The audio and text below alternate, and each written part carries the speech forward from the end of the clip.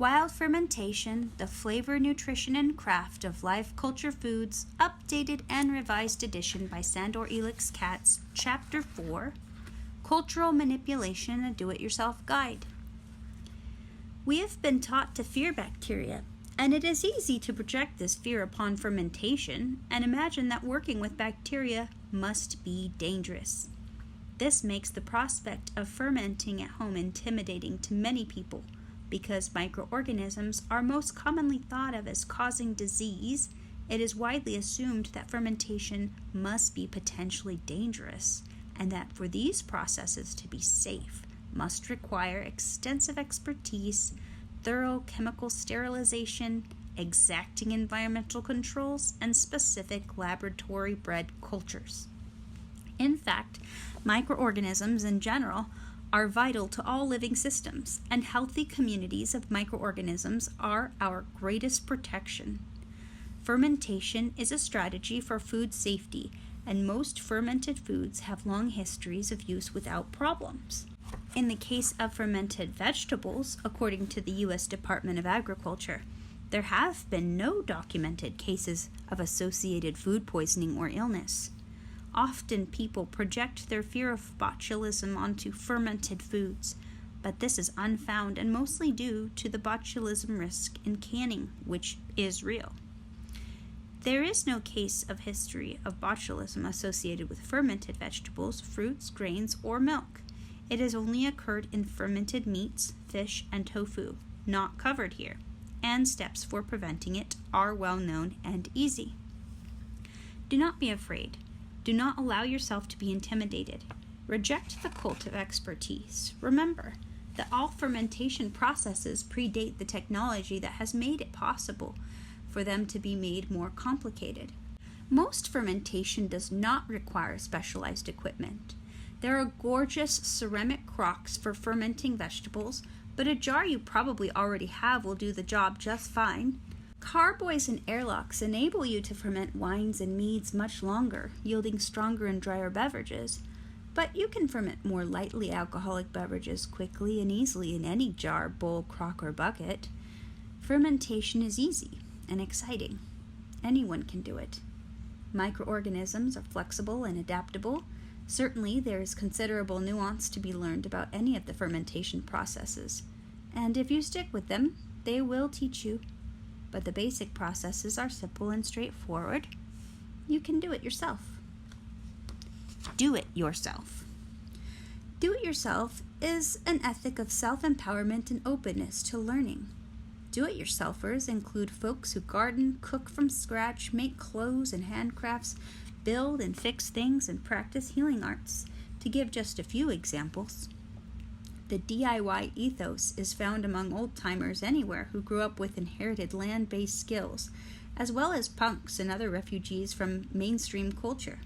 It's the do-it-yourself ethic of rural homesteading that got me first experimenting with fermentation. In the off-the-grid community where I have lived, we create and maintain all our own infrastructure, including solar electricity, phone lines, and water systems. We raise goats and chickens, grow much of our food, and build and maintain structures we inhabit. Among us are folks who make music, spin and dye yarn, crochet, knit, sew, and fix cars.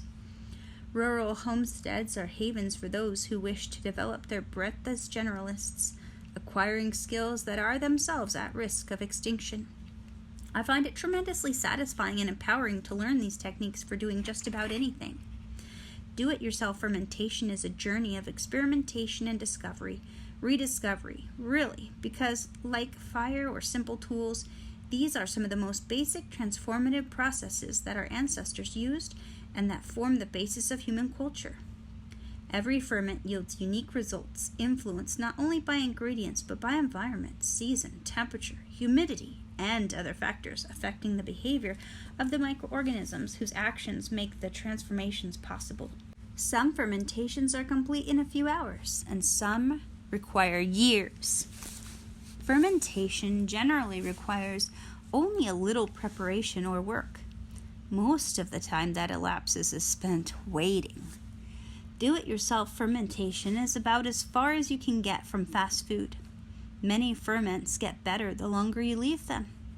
Use this time to observe and ponder the magical actions of invisible allies. The Charoti people of South America view the time of fermentation as the birth of the good spirit.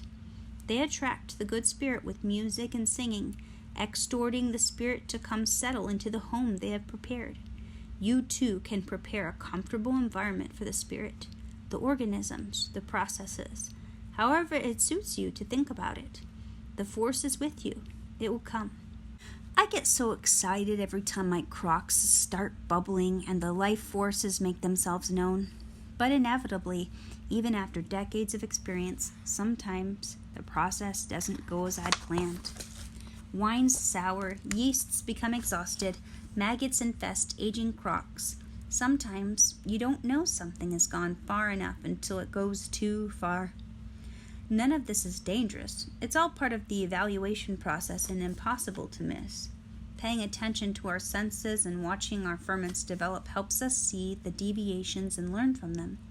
Sometimes it's just too hot or too cold for the organisms whose flavors we're after. We're dealing with fickle life forces in some cases over long periods of time. And though we're making an effort to create conditions favorable to desired outcomes, we do well to remember that we are not by any measure in complete control. When your experiments go awry, as some inevitably will, learn from them and try not to be discouraged. Read, research online, or find mentors to help understand what went wrong. And remember that the prized cultures of a San Francisco sourdough or the finest blue cheese have their roots in wild fermentations that took place in someone's kitchen or farmhouse. Who knows what compelling healing flavors could be floating around in your kitchen? Our perfection lies in our imperfection is one of my mantras in this life. I learned it many years ago from my friend Trisket as we and a couple of our novice carpenters built our communal home.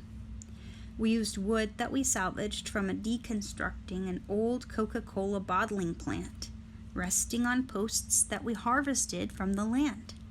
We learned as we built. If uniformity was what we were after, we would have done better to shop for a double-wide trailer. Luckily, we wanted to live in something funky and woodsy, and that's what we built, and have since passed along to others in the community. Our mantra certainly holds true in the realm of fermentation, and I repeat it often. Our perfection lies in our imperfection. If your desire is for perfectly uniform, predictable food, this is the wrong book for you. If you are willing to collaborate with tiny beings with somewhat capricious habits and vast transformative powers, read on. Slippery boundaries. There is no food that cannot be fermented, though not every food has an established tradition of fermentation. Fermentation processes involving meat or fish are beyond the scope of this book, though the world is full of them. Salamis and fish sauces are two prominent ones among many. A fermented fish sauce called garum or liquamen was an important condiment in ancient Rome, not much different, less salty and more funky, than the fermented fish sauces widely used in contemporary Southeast Asian cuisines. People of the Arctic regions dig pits in the ground and fill them with whole fish to ferment for months when they reach a cheesy consistency. The word sushi derives from a Japanese tradition of fermenting fish and rice together. See my book, The Art of Fermentation, for more on fermented meat and fish. The idea of fermenting meat and fish, or really anything, often raises the question of the distinction between a food that is fermented to a perfection and one that is rotten. This distinction can be highly subjective. Have you noticed how polarized people are on stinky cheeses? They're either excited or repulsed. Ferments can be edgy like that. After a goat slaughter many years ago, as I was just beginning to explore fermentation, I decided to try fermenting some of the meat. I cubed up some scrappy pieces of goat meat and placed them in a gallon jar, then filled it with a mixture of all the live ferments I had around: wine, vinegar, miso, yogurt, and sauerkraut juice. I covered the jar and left it in an unobtrusive corner of our basement.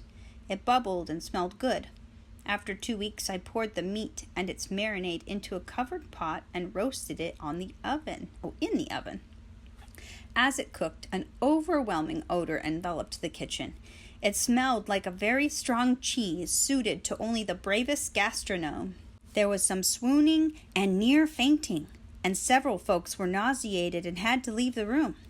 Lots of people complained about the smell, and we had to open the windows despite the December cold.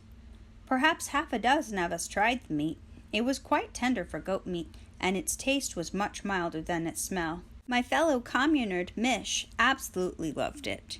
He hovered over the pan for a long time, picking at the meat, praising its strong cheesy aroma, and gloating over the rarefied acquired taste that only he and a few others could fully appreciate. Many cultures have favorite fermented dishes with strong flavors and aromas, or such unusual textures that they become important symbols of distinctive cultural identity, all the more so because people outside the group generally find them repulsive. I got to try the Swedish low-salt fermented herring called surströmming after hearing how awful many non-Swedes have reported it to be. I found the smell extremely challenging, but the taste quite pleasant, especially cushioned by flatbread, onion, and sour cream. I've now enjoyed it several times, and I look forward to my next encounter. Though many Asian soy ferments have gained widespread popularity in the West, slimy Japanese natto seems to have more limited appeal. The woman who taught me to make natto, Betty Steckmeyer, tried to get her husband to eat it for health reasons, but he referred to it as snotto. Betty also taught me the word organoleptic, which food scientists use to describe the qualities of how food feels in the mouth, as well as subjective feels of other sensory organs. Fermentation often transforms the organoleptic qualities of food, and sometimes it is an organoleptic quality more than flavor that influences what we like or dislike, or passionately love or hate. One culture's greatest gastronomic pride is another's worst nightmare. The concept of rottenness belongs to the culture rather than the biological sphere, notes Annie Hubert, the director of France's National Scientific Research Center. The term defines a point where a food becomes unsuitable for consumption according to the criteria associated with taste, presentation, and the concept of hygiene in different human societies. This boundary is fluid, and fermented foods have a way of making boundaries in general somewhat fluid. Take the dualism of life and death. Fermentation is the act of life upon death.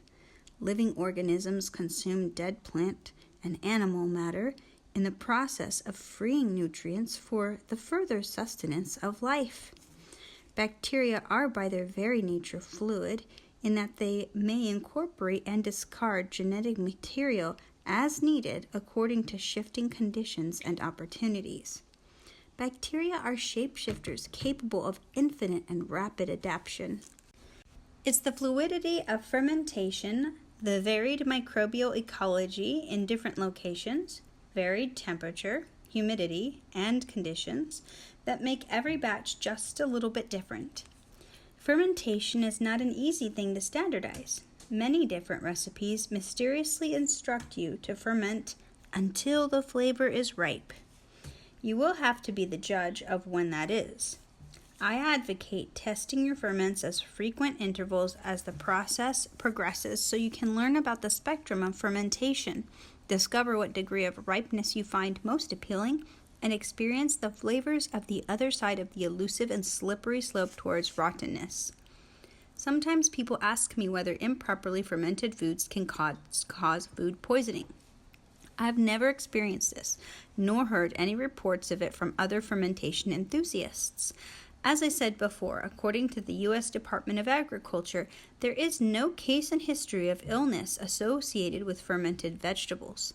The cases I have read about arise primarily in the realm of fermented meats, fish, and tofu, none of which are covered in this book, and to a lesser extent in cheeses, though these are generally in the context of mass production.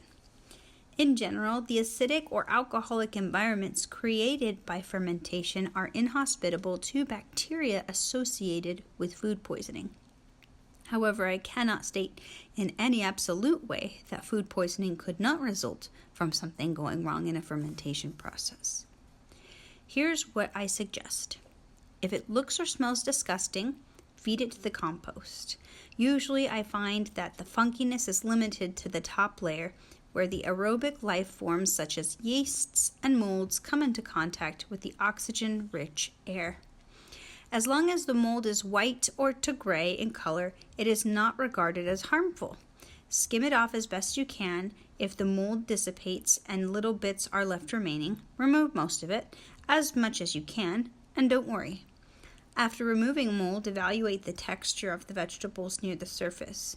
If they have been softened by mold growth, remove and discard. Dig as deep as you have to. The longer you allow mold to grow on the surface of your ferment, the deeper its mycelia penetrate. Molds can lead to mushy vegetables and lowered acidity. Eventually, the vegetables can come to taste like mold, a flavor I do not enjoy. If in doubt, trust your nose to be your guide. If you're still in doubt after that, taste just a little bit. Mix it with your saliva and swish it around your mouth like they do at wine tastings. Trust your taste buds. If it doesn't taste good, don't eat it. The only cause for alarm is if other colored molds start to grow, which I have never observed. If this should happen to you, discard the whole project, as certain bright molds can be extremely toxic. Equipment and ingredient basics. The basic pieces of equipment required for most ferments are vessels to contain them. Gourds have been a traditional favorite for this, as have animal membranes, ceramic containers, wooden barrels, and glass jars.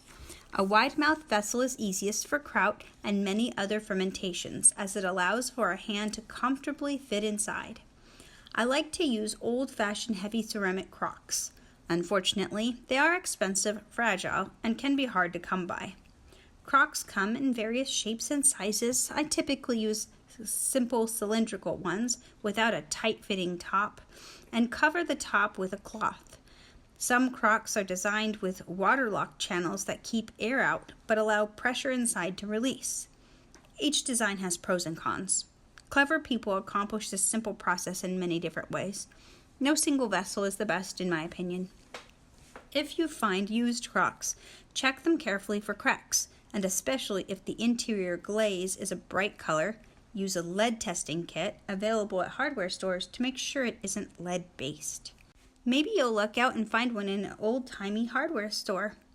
Try to find crocks locally or deals with free shipping, because they are heavy and expensive to ship. I ferment many things in wide-mouthed glass jars and occasionally in 55-gallon wooden barrels. Food-grade plastic buckets and barrels work great and are widely available. Many of the vegetable fermentation businesses I have visited rely upon these as fermentation vessels. I personally do not see plastic as a desirable material to use and can easily believe that chemicals from the plastic leach into the food, but we live in a plastic world and there is really no escaping exposure to those chemicals. Most food you buy is wrapped in the stuff. If you do use plastic, make sure it is food grade. Do not use plastic buckets that once contained building materials, for example, and do not ferment in metallic containers, which can react with salt as well as with the acids produced by fermentation. Narrow-necked vessels, such as jugs or larger carboys, can be important for the latter stages of fermenting alcoholic beverages. The narrow neck minimizes surface area and makes it easier to protect from oxygen. Generally, the companion to narrow neck is the airlock, a contraption that enables pressure to release from the carboy while protecting it from the flow of oxygen-rich air outside. More on these carboys and airlocks on page 220. A thermometer is a helpful tool for the many fermentation processes that require maintaining temperatures in a particular range or cooling ingredients to some moderate temperature before introducing cultures. While you can train yourself to recognize certain temperatures using your senses, As fermenters have done throughout the ages, a thermometer is very helpful. Another piece of equipment that gives you a good deal of versatility when using grains and legumes in fermentation processes is a grain grinder. Grinding your own ensures that your ingredients are fresh, alive, and capable of germination until you are ready to use them, in contrast with pre-ground grains, which lose nutrients through oxidation and can become rancid. Grinding your own also gives you control over texture. Coarse is beautiful and delicious. The most basic, inexpensive models are great for coarsely cracking grains and legumes.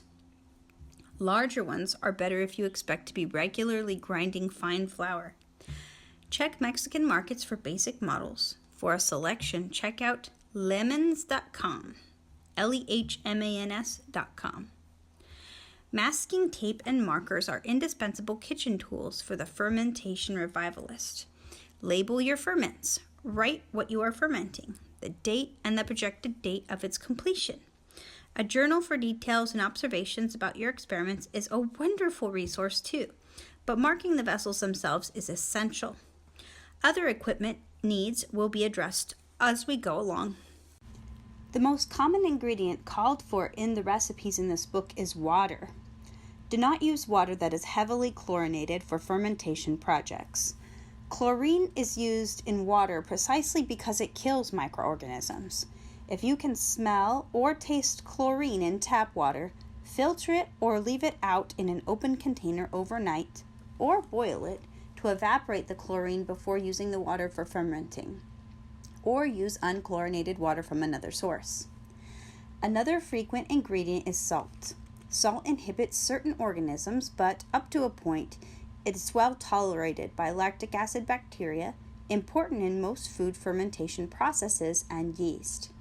I like to use unrefined sea salts, but you can use any sea salt, pickling salt, or kosher salt.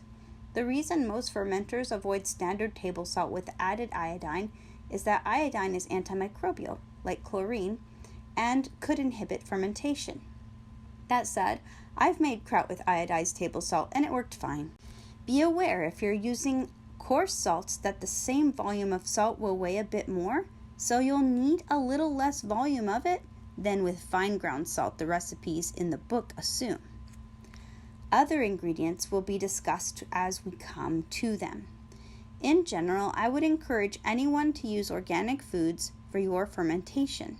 First and foremost because of its lower impact on the earth and the people working in the fields, but also because it's more nutritious and tastier, and if it's local, also fresher. Local food is best for many important reasons, beyond fresh and delicious, or even the environmental impact of food miles. Buying local food creates productive local jobs, expands the local skill base, and contributes toward greater regional self-sufficiency and food sovereignty. Best of all, grow your own. Then you know it's as fresh as it could be, and you have the joy of participating in the miracle of plants and other soil life.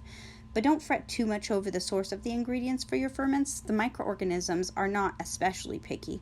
They'll work fine with whatever you can get. New frontiers of experience and knowledge. As I first wrote this do-it-yourself guide in 2001, I was learning another new back-to-the-land skill. After years of enjoying the luscious, nutritious, fresh, raw milk of our herd of goats without getting involved in their maintenance and care, I began learning to milk the goats, which taught me to relate to Sassy, Lydia, Lentil, Linny, Persephone, Luna, and Sylvia as individuals. Milking built my hand strength, and I learned how to coax all the milk from the udders. Ultimately, the technique turned out to be about finding a rhythm. Fermentation is not so very different.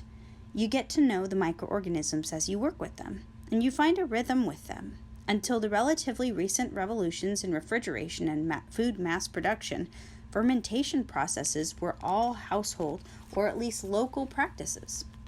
They were considered sacred traditions, performed communally and often ritualistically. By reviving these fermentation practices in your home, you can bring not only extraordinary nutrition, but also life and magic to the food you eat and share. This is a process-oriented cookbook. That is, the techniques I describe are what is ultimately important. The specific ingredients are in a way arbitrary and meant to be varied. Many of the recipes for fermented delicacies from faraway places are recreated from written descriptions. Two sources that merit general acknowledgement are Bill Mollison's Ferment and Human Nutrition and Keith Steinkraus's Handbook of Indigenous Fermented Foods. Each of these authors has amassed a tremendous collection of practical information. I've also consulted many other books, websites, and people and have credited them as appropriate. One problem with information is that it's often vague, and once you start to consult more than one single source, often conflicting. I cannot guarantee the authenticity of many of these culinary reconfigurations, only that they work and that they taste delicious. Deviate from the recipes. Investigate traditions of interest to you. Incorporate your favorite ingredients or those most abundantly available to you, whether from your garden, a local farmer, an irresistible sale, or dumpster diving resource recovery missions. Happy fermenting.